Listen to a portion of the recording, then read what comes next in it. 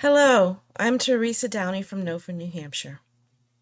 This roundtable is the final roundtable in the series that started in October of 2025.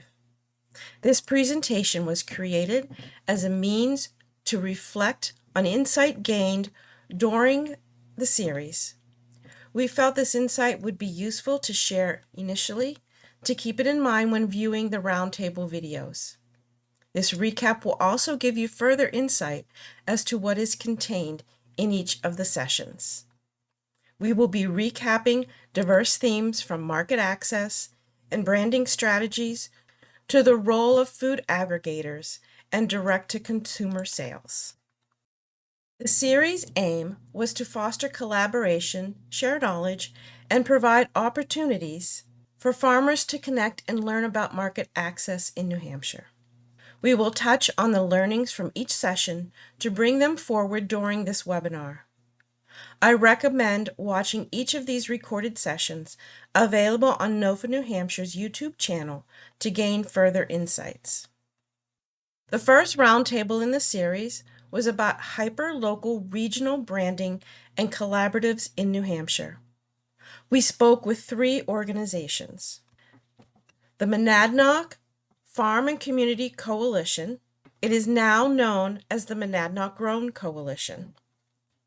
We also spoke with Claremont Growers Collective and the Mount Washington Valley Eaters and Growers. We learned what these organizations are doing, how they got started, and what benefits they are seeing in the community, and how they connect with farmers. If you farm in these areas of New Hampshire, watch this recording to find out more about how you can be part of the growing movement of local foods in that area. During the Directories and Online Markets Roundtable, we learned about New Hampshire farm and food directories and explored online markets for both retail and wholesale. 3 organizations participated in this roundtable as well. The Merrimack County Conservation District publishes a yearly local food guide. They will talk about that during the recording. The New Hampshire Food Alliance has created a new wholesale producers directory. Seacoast Local was not able to attend the roundtable, but publishes an annual Seacoast Harvest Guide. NOFA New Hampshire published its first organic farm and food guide for the state in 2025 and has plans for a second edition in 2026. These 4 guides are available online and in print. You will learn more about these guides and these organizations in the roundtable recording. Cheshire County Conservation District maintains an online map of farms in that county. The Department of Ag maintains a New Hampshire Farm Stand Directory as well as a CSA directory. If you have a farm stand or CSA, you can submit your information to the Department of Ag email address listed on the web page. The New Hampshire Farms Network is a statewide listing of farms that any farm can get their information listed by submitting your information via an online form. These are all free listings.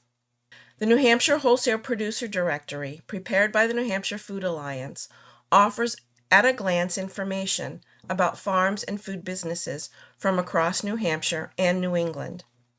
And these businesses are ready to sell produce, meat, eggs, dairy, maple syrup, and honey, and other value-added products in New Hampshire to New Hampshire's retail stores, restaurants, schools, and institutions. Each farm or food business featured in this directory has been vetted for wholesale readiness, and individual profiles offer details about product availability, delivery, and ordering. An application to be listed in the directory can be found online at the New Hampshire Food Alliance webpage. They also offer assistance to buyers who are looking to buy local foods. We learned during this roundtable about a new online platform for wholesale for local food called Livestocks. It started in Maine and in the Seacoast area of New Hampshire. It is my understanding that it is spreading further out into New Hampshire. Check it out to see if it is a fit for your farm. There are 2 other online wholesale platforms that might be a fit for you. These are both drop ship platforms, which means the order is placed and forwarded to you on the platform, and you, the farmer, will fulfill the order by shipping from your farm. Watch the recording to learn more about these platforms, and then check them out to see how they work, what their terms are, and if it is a fit for you. Retail platforms were also mentioned during this roundtable. Some platforms have been in place for a while, and some are new and being developed. With the world being transformed into a mobile market, technology for farm sales is not far behind. Watch the recording to hear the discussion of these platforms. Farmers market listings for New Hampshire are in many places as well. The two listed have updated listings for both summer and winter markets. Make sure the farmers market you participate in are listed.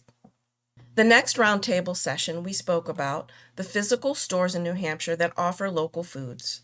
We had conversation with people from different types of stores, a food co-op, and a year-round farm store owner-manager.